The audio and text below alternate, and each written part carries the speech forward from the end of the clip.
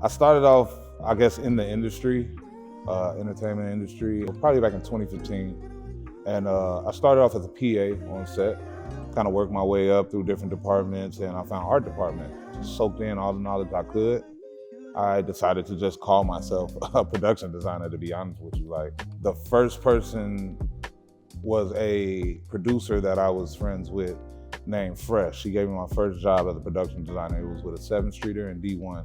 And after that, it just kind of went up from there. I started getting known as Dre Day Designs. Matter of fact, it was my first company before ACW. You can see it right there. But I decided to, not personalize things as much, and I wanted this to be a community. So that's when I came up with All Creatives Welcome, and everything kind of like sprouted from there.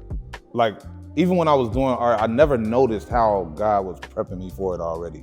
I did renovations with my granddad and my uncles, and so I would build houses and stuff already. I was already demolishing houses and doing that already in that type of field.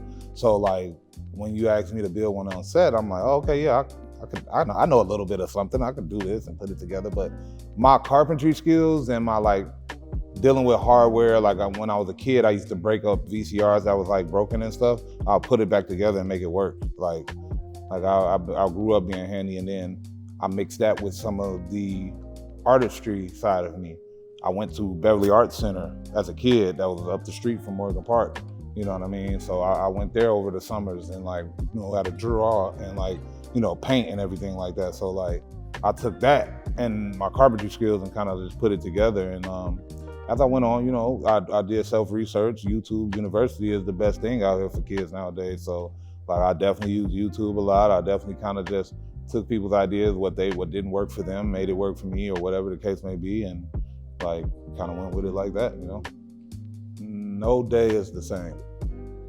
I found myself when I was working regular 9-to-5s and doing all this regular job shit, I was just not happy. Be like, hey, ACW created this. This is, this is art. You know what I'm saying? This is something that people could look at for years upon years to come.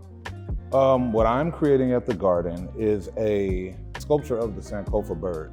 So it's a 5 foot tall sculpture that is 1 inch thick, and it's probably going to be about 300 to 500 pounds.